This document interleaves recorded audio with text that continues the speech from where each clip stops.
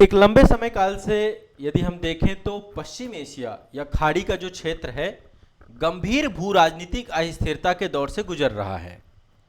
जैसे कि इजराइल और हमास के बीच में जो संघर्ष था, जिसको हम गाजा युद्ध के नाम से जान रहे हैं, यमन में संघर्ष चल रहा है लगातार, ईरान में आंतरिक अशांति का माहौल अभी चल रहा है। ईरान में आप सभी को पता है क्या हालात चल रहे हैं।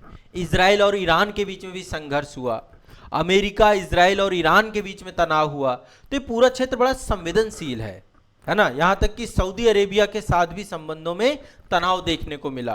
तो ये बहुत सेंसिटिव क्षेत्र है पूरा पूरा। और जो वेनेजुएला संकट अभी आया, उसने चैलेंज दिया डायरेक्टली गल्फ क्षेत्र को, है ना। वेनेजुएला में भी ऑयल बहुत ज्यादा है, गल्फ क्षेत्र में भी ऑयल बहुत ज्यादा है। तो कंप्लीट ऑयल डिप्लोमेसी का जो मामला है, एक तरफ ये चल रहा है, लेकिन दूसरी तरफ यदि आप देखें तो भारत इसी पृष्ठभूमि पर संयुक्त अरब अमीरात के साथ गल्फ क्षेत्र में अपने संबंधों को, द्विपक्षीय संबंधों को लगातार गहराई देता जा रहा है, बहुत प्रगाढ़ होते जा रहे हैं और एक नई साझेदारी हमेशा हमें देखने को मिलती है। तो अभी एक बहुत ही महत्वपूर्ण यात्रा थी और बहुत ही अल्पकालिक यात्रा थी, है ना।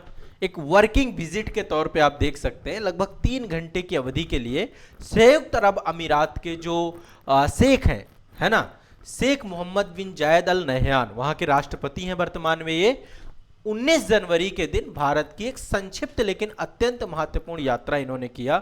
इसका भव्य स्वागत हमारे माननीय प्रधानमंत्री जी ने किया, सारे प्रोटोकॉल तोड़ करके दिल्ली एयरपोर्ट पहुंचे और राष्ट्रपति का स्वागत किया उन्होंने, गले लगाकर गर्मजोशी से अभिवादन किया। ठीक है, अब दोनों देश, अभी समझिए बहुत अपार संभावनाएं हैं दोनों देशों को लेकर के। एक तो हमने व्यापारिक लक्ष्य बना रखे हैं ट्रेड को लेकर के, कि दोनों देश अपने द्विपक्षीय व्यापार को, अभी $100 बिलियन है हमारा व्यापार, 2032 तक इसे डबल करना है, जस्ट $200 बिलियन पे लेके जाना है।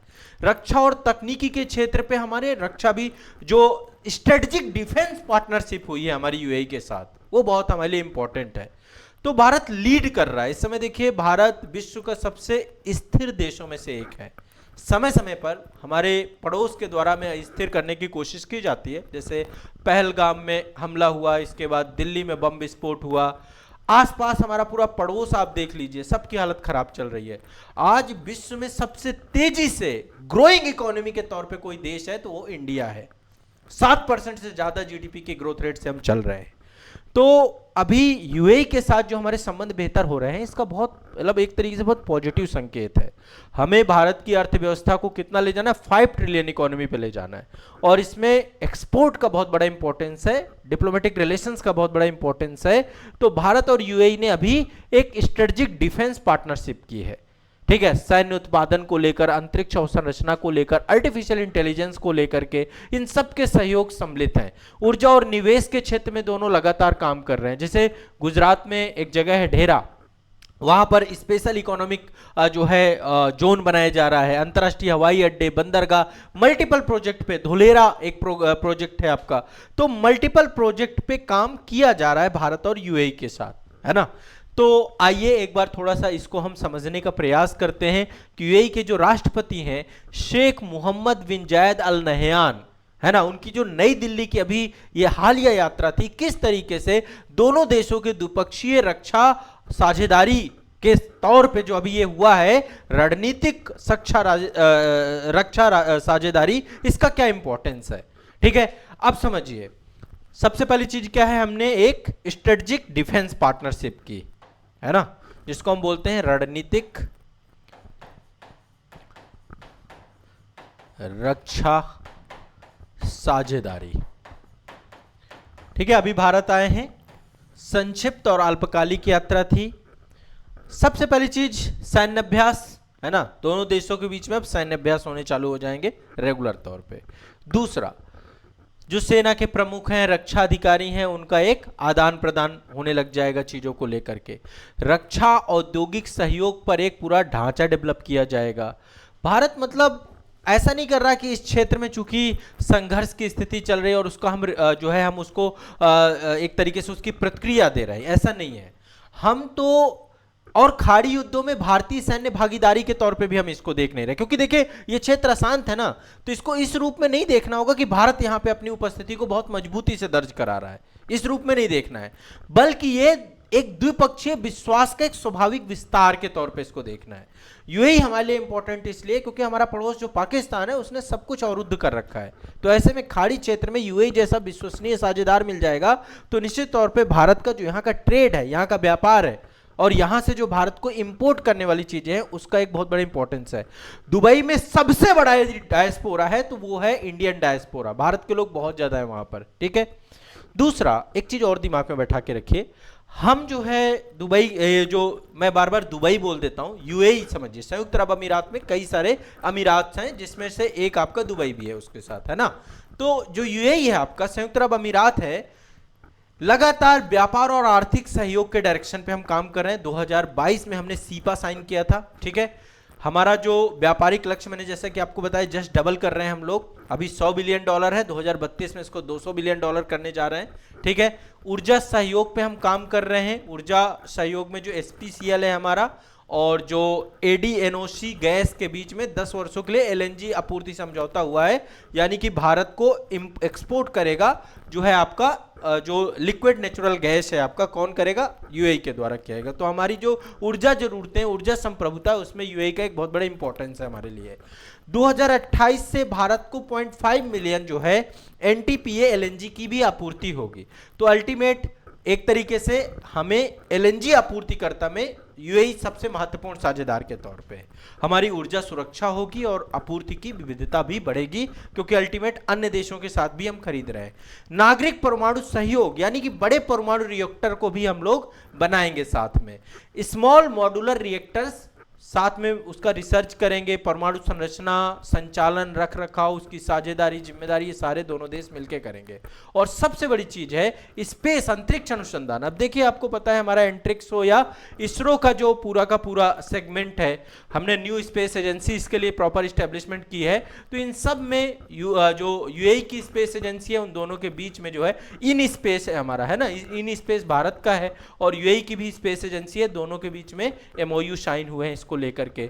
संयुक्त अंतरिक्ष मिशन करेंगे, वाणिज्यिक अंतरिक्ष सेवाओं को भी उपलब्ध कराएंगे, नए अंतरिक्ष के क्षेत्र में स्टार्टअप डेवलप करेंगे, साथ ही वहां पर जो उच्च कुशल रोजगार है उसकी भी संभावनाएं बनेगी। डिजिटल और वित्तीय सहयोग भी एक दूसरे के साथ करेंगे। डिजिटल डेटा और ये एक दूसरे के साथ हम साझा करेंगे। सीमा पार जो है हमारा भुगतान हो पाए तो उसको लेकर यूपीआई वगैरह को लेकर सहयोग, है ना, Bharat mart, virtual trade corridor, Bharat Africa Setu समर्थन, इन सब डायरेक्शंस पे हम काम करेंगे। आतंकवाद विरोधी और वित्तीय सुरक्षा के दिशा में भी काम करेंगे, चूंकि भारत आपको पता है कि आतंकवाद से पीड़ित देश है और ऐसे में सीमा पार आतंकवाद के प्रति जीरो टॉलरेंस की जो नीति है उसमें यूएई भारत के साथ खड़ा हुआ है, ठीक है। और जो वित्त पोषण होता है आतंकियों को, मनी लॉन्ड्रिंग विरोधी जो सहयोग है वो भी दुबई अपनी धरती से भारत विरोधी गतिविधियों के लिए उसको नहीं होने देगा। इसके अलावा विभिन्न प्रकार के इन्वेस्टमेंट, संस्थागत सहयोग लगातार बेहतर होते जा रहे हैं। वर्तमान में आप सभी जानते हैं पश्चिम एशिया की जो हालात हैं, अमेरिका, इजराइल और ईरान ने मिलकर के इस पूरे क्षेत्र को जो है अशांत कर दिया है। यमन और सऊदी अरब और यूएई के बीच में लगातार मतभेद बने हुए हैं। सऊदी पाकिस्तान रक्षा सहयोग, ये भी स्टैब्लिशमेंट जो हो रहा है तो भारत के खिलाफ है।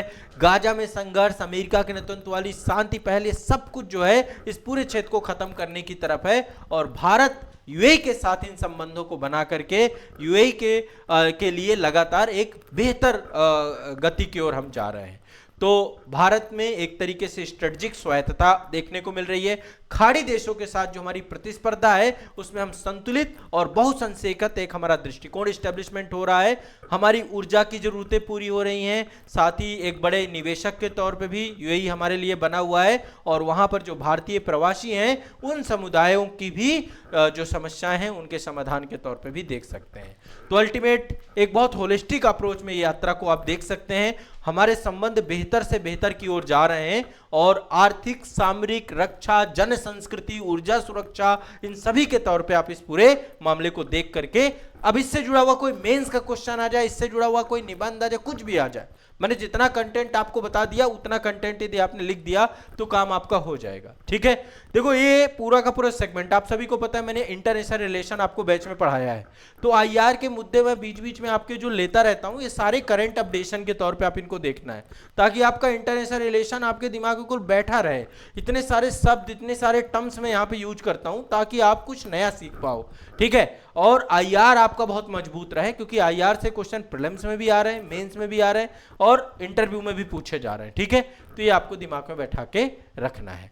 हाँ, एक बैलेंस दृष्टिकोण जरूर भारत का होना चाहिए। बैलेंस का मतलब यूएई ठीक है, यूएई के साथ साथ हमें सऊदी अरब, ईरान, इजराइल, अमेरिका सबके साथ एक संतुलन बना के रखना हमारे लिए बहुत चुनौतीपूर्ण भी हो रहा है, लेकिन भारत को चाहिए कि सबके साथ एक बैलेंस डिप्लोमेसी हमारी रहे, और साथ ही जो है क्षेत्रीय अस्थिरता की स्थिति में समुद्री सुरक्षा के जो खतरे हैं उसमें भारत जो है एक सक्रिय भागीदारी के तौर पे काम करे। ठीक है, चलिए, तो ये एक आपका जो है इंपॉर्टेंट विजिट था, रणनीतिक रक्षा साझेदारी को लेकर इतनी सारी बातें मैंने आपको बताई। चलिए।